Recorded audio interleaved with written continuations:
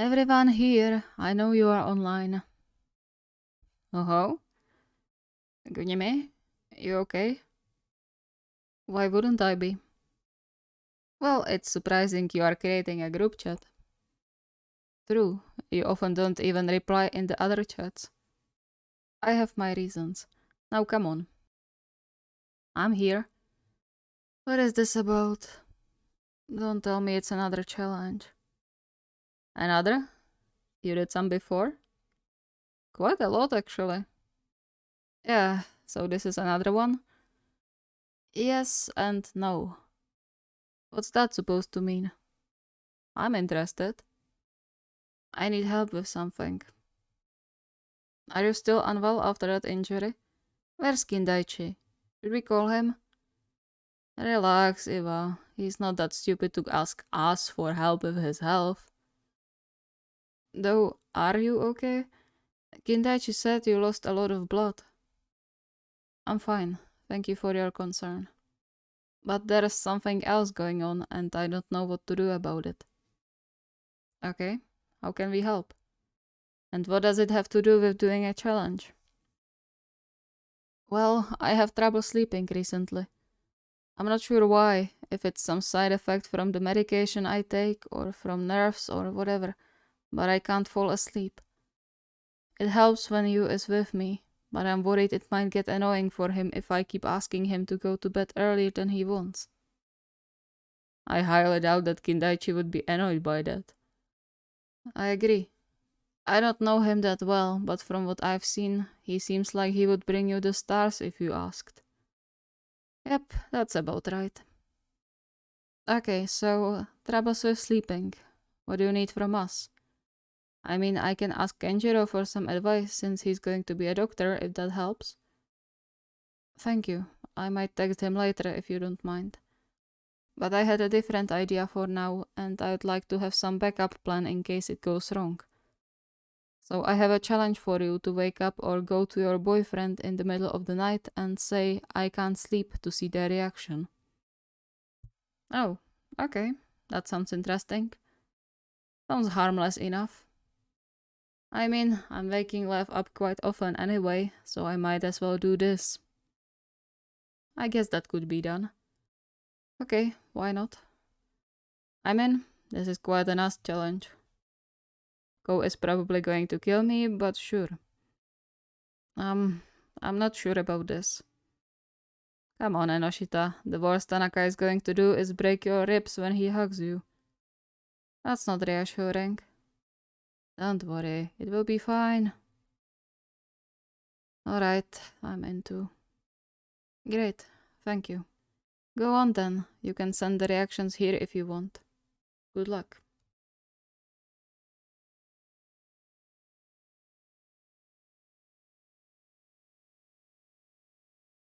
Kyouhaba sprang up on the bed, his terrified cry still ringing in his ears and chest heaving heavily.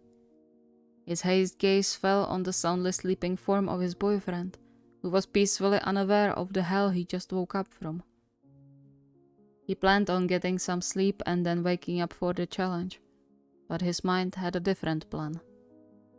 He managed to fall asleep for a while, but was then woken up by a nightmare that tormented him since he got attacked. It was always the same thing. He saw the two men again, felt their hands on him as if they were really touching him, felt their breath on his skin. But there was no rescue coming in the dreams. He was all alone and couldn't do anything but helplessly watch the two doing whatever they pleased with him. He usually woke up screaming and drenched in cold sweat, trembling and with his heart beating wildly. And today was no exception. Kyotani was always there for him after those dreams, holding him as close to his chest as possible until he stopped crying. And Kyouhaba never felt safer than in his boyfriend's embrace. But it seemed like Kyotani was too tired to wake up tonight. Kyouhaba felt horrible for waking Kyotani up all the time, but today was an even worse time for that. The blonde came home after a long practice and almost fell asleep while standing. He just took a quick shower and collapsed in bed while Kyouhaba was still cleaning after dinner. He didn't even wake up when Kyouhaba lay in bed and snuggled into his arms. But right now, Kyouhaba was too terrified to go to sleep again. "I'm so sorry, dear." He gently shook with Kyotani, only now noticing how much his hands were shaking. Ken, wake up." Kyotani just snored softly in answer, but otherwise didn't move. He tried again, nudging Kyotani's side a bit stronger this time. "Please, Ken, wake up." Nothing. He bit hard on his lip. A quiet whimper escaped his throat as he tried to get his emotions under control, but everything suddenly felt much scarier. All the shadows in the room, the muffled sounds coming from the road behind their window. He wasn't lying about being scared in their house sometimes, especially at night. No matter how many times he told himself he was safe here, he couldn't get rid of the crawling feeling the two were going to come back and finish what they started. He knew those were irrational thoughts. The two men were in jail and had no idea where they lived. But at nights such as this, it wasn't his rational part that was winning his inner struggle. He squeezed Kyotani's arm, feeling the first tears rolling down his cheeks. "Please, Kentaro." Kyotani sprang up, looking around confused. What's wrong?" Kyouhaba threw himself around Kyotani's neck, clinging to him as if his life depended on it, which wasn't that far from the truth in his mind. "Shige?" I'm so sorry, I didn't." Strong arms wrapped immediately around him, warm hands rubbing soothing circles into his back. Kyouhaba sagged into the embrace, sobbing uncontrollably. "I'm sorry." "Shh, it's fine. All's good, I've got you. Take a deep breath, okay? It's alright, you're safe. It's just us here, no one else. No one will hurt you, I swear." Kyouhaba shakily followed Kyotani's breathing, clutching his t-shirt tighter with every breath. Kyotani didn't seem to mind and continued to gently caress his back. It was the nightmare again. I tried to... Why can't I do anything? I can never do anything, and it's scary and dark and I'm alone. I'm sorry, I'm trying to stop it, but it's not working. It's never working, and... Shh, I know. It's alright. Nothing will happen to you, I swear. They would have to go through me to get to you, and that won't happen. Ever. Now keep breathing, okay? Long inhale, long exhale. It's all good. I've got you. Kyouhaba followed his example, slowly but surely getting his breathing under control again. His hands were still trembling, but at least he didn't feel like he was getting strangled. That's it. You're doing great. Keep going. Kyouhaba unclenched his fists and sat back on his heels. He looked away and wiped his eyes, curling more into himself. I'm sorry for waking you up. Kyotani's eyes softened as he reached to take Kyouhaba's hands in his, caressing his skin with his thumbs. Don't be. I told you, you can wake me up whenever you need. He pulled Kyouhaba back to his chest, and Kyouhaba melted into the gentle touch of Kyotani's fingers running through his hair.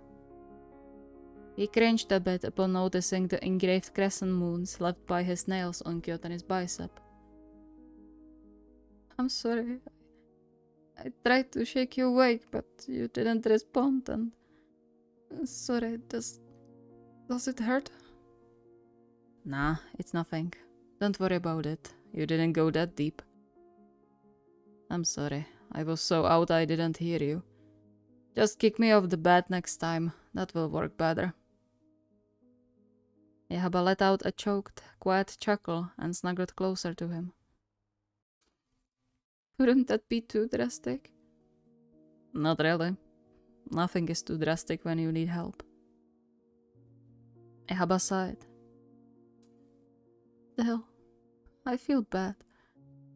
You were so tired before, and I'm not letting you sleep properly.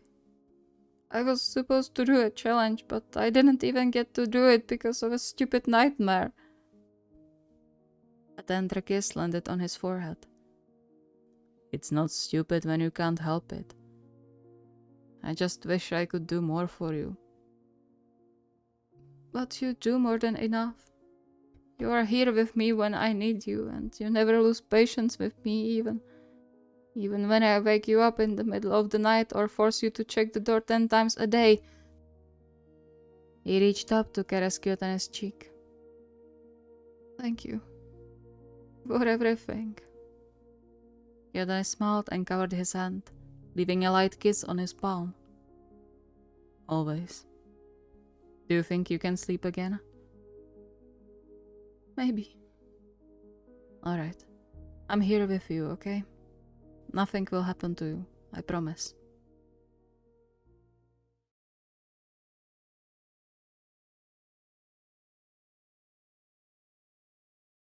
Semi tossed his phone on the bed and returned to his guitar, his fingers automatically starting to play a soft melody as he thought about the new challenge. Kyouhaba was nothing but caring for the last 2 months, and Semi suspected him of having a bad conscience, even though he assured him several times that nothing from what happened was his fault. He liked the challenge idea, though he was a tad worried if Kyouhaba wouldn't start panicking because of it. Let's hope he doesn't, but at least I can get him to go to bed and get some sleep. He sighed quietly. Kyouhaba was getting more and more restless with the upcoming final exams and dedicated all his spare time to studying. Semi respected that and tried to help his boyfriend as much as he could, while making himself slightly invisible in order to let his boyfriend focus. Except for the times he played his guitar, because he knew it calmed Kyouhaba down and helped him to clean his head. The problem was Kyouhaba's free time included the time for eating and sleeping too, which meant Semi had to practically drag him to the table and to bed so he could rest. He stopped playing and drummed his fingers on the guitar body, deep in thought. I guess I'll have to see how it goes. About 3 hours later, he laid wide awake in their bed, waiting for Kyouhaba. It was already past midnight, but judging by the soft light coming from under the door, he knew Kyouhaba was still buried in his textbooks. He wished the professors would see just how much his boyfriend was doing for the school and give him the exams already. Then Kyouhaba could at least relax for a while before he would go work full time. But that wasn't possible, and Semi was starting to get worried. He got up, still wrapped in one of the blankets, and waddled into the living room. As expected, Kyouhaba sat by the table hunched over his books, looking half asleep already. My poor baby. He patted Kyouhaba's hair, making the younger jump in surprise. He looked up at him, his eyes bigger than they should be. Data? What are you doing here? You should be sleeping. You know what happened last time you didn't get proper rest. Semi smiled inwardly, his heart melting. He couldn't understand how he could ever think Kyouhaba was just a cold-hearted brat. Sure, it was at the time Kyouhaba stole his place in the starting lineup, but ever since they got together after the last match they played on one team, he got to discover just how kind and caring he could be when he wasn't being a little brat. But Semi would lie if he said he didn't love it. He cleared his throat, trying to look as guilty as possible, which wasn't that difficult as he was just going to deceive Kyouhaba a bit. I know I should, but I can't sleep. Kyouhaba's eyes widened even more. He stood up abruptly, almost knocking over the coffee mug, and cupped Semi's cheeks. Does something hurt? Or the nightmares again? Or stress? They promised not to pile work on you anymore. Did they break it? I told you I should have gone to them to explain they can't do that to you, because you would get hurt again and... Semi chuckled and squeezed Shirabu's hands, pressing a kiss on his fingers. Shirabu blushed. Are you... I'm fine. Nothing hurts, no nightmares, and work is bearable now thanks to you. Are you sure? You have to tell me, sooner than before. I don't want to get a call like that again. He averted his eyes. Just seeing you in the hospital. I don't think I can make it again. Not when I can do more this time. Semi sighed, bringing Shirabu's fingers to his lips again, caressing the soft skin with his thumbs. Apparently, he was right in his assumption that Shirabu was feeling guilty about the whole thing. It made sense, but Semi hated it. No one was to blame for it, especially not Shirabu. I promise I won't let that happen again. I'm fine, really. It gets lonely, you know. I can't sleep when you aren't with me. Shirabu blinked a few times before sighing. He wrapped his arms around Semi's waist and buried his face in his shoulder. I'm sorry, but I have to finish this chapter and revise the notes from the last lesson, but I promise I'll be with you soon. You can go to bed now. Try to fall asleep again. I will be there soon, don't worry. Kenji, we both know that's not true. Shirabu's hold on him tightened. Please, Eita, I have to finish this. I can't fail. Semi pulled away a bit to take Shirabu's face in his palms. You won't fail, Kenji. You've been studying for days now. You are one of the most intelligent people I know, and your memory is great. There's no way you can fail, I know it. Shirabu stared at him for a moment before hugging him again. Semi sighed in relief, knowing he won this one. Do you think you will fall asleep if I'm there? For sure. You are like my beloved plushie. Shirabu giggled, which was just another sign for Semi that he was exhausted beyond measure. Let's get some sleep, shall we? He kissed Shirabu's forehead and slowly guided him to the bedroom, taking note of how much Shirabu leaned into him. What kind of plushie I am, Eita? Semi smiled. The most adorable one in the world.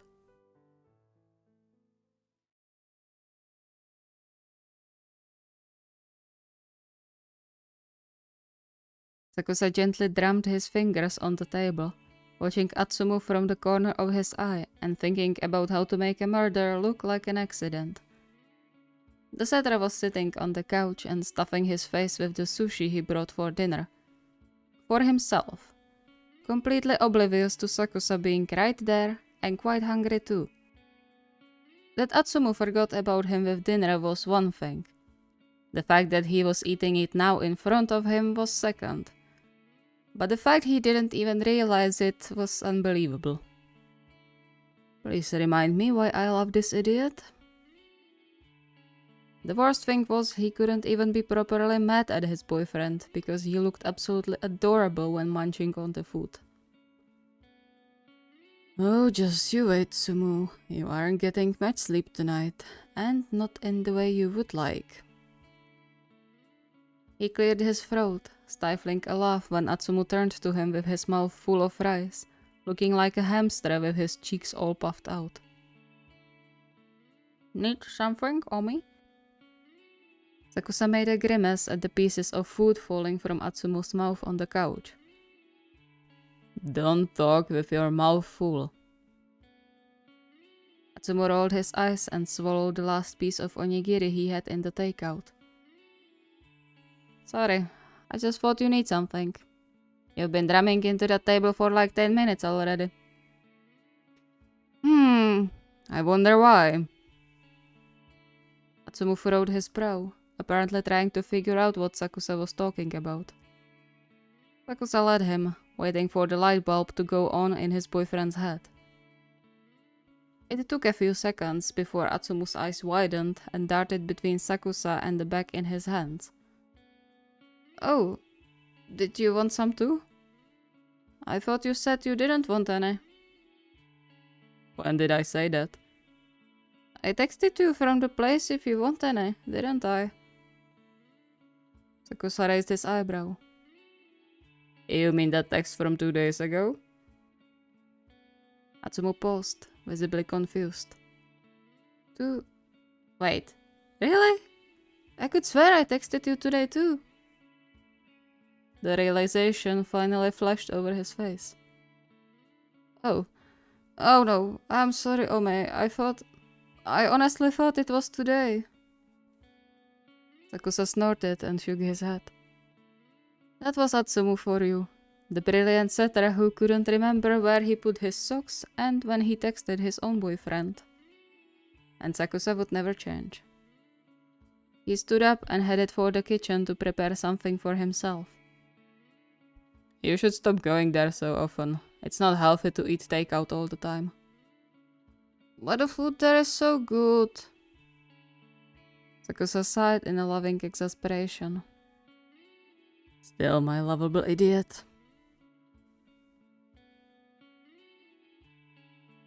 He wiggled on the bed, waiting for the best opportunity to start the challenge. Atsumu was now sleeping soundly in his arms, the now longer bleached hair tickling on the skin of his neck. And his arm was dying under Atsumu's weight. The clock read 1:50 when he decided to gently nudge Atsumu's shoulder. Atsumu, come on, wake up. Atsumu groaned quietly and turned his head a bit to see over his shoulder. Mommy, what's wrong? Sakusa hid his face in Atsumu's back. Now that he actually woke Atsumu up, he felt a bit guilty for ruining his boyfriend's sleep. Gods knew the blonde deserved to relax, but what was done, and Sakusa could only go along with it now. I can't sleep. Atsumu hummed and turned away, closing his eyes. And I need to sleep, but I can't. You should blink quickly for a minute or something. I heard that helps. Sakusa huffed and freed his arm from under Atsumu's body to turn over on his other side, pouting over his boyfriend's non-existent reaction. Fine then, go to sleep again when your boyfriend is suffering right next to you. Why am I even surprised? Stupid challenge. Silence settled in the room. Then, quiet shuffling sounded behind his back, and something gently poked his shoulder. I'm sorry, Ome. Please don't be mad. I'm not. Atsumu sighed. I just don't know how to help you. I can hug you if you want. Can I? Sakusa looked over his shoulder, raising his eyebrow. Since when do you ask? Well, you seemed a bit upset, so I rather asked. I don't want you to be uncomfortable. Sakusa sighed, feeling a small smile sneaking on his face. No matter what others said about Atsumu, and despite his flaws, he was still one of the most compassionate people he had ever met. You can. Strong arms immediately wrapped around him, mirroring their previous spooning position. Atsumu pressed himself firmly against Sakusa's back, giving him a soft kiss on the back of his neck. Do you think this will help? Who knows? Maybe. It was going to, even if he really couldn't sleep. He knew that well. And he wasn't wrong.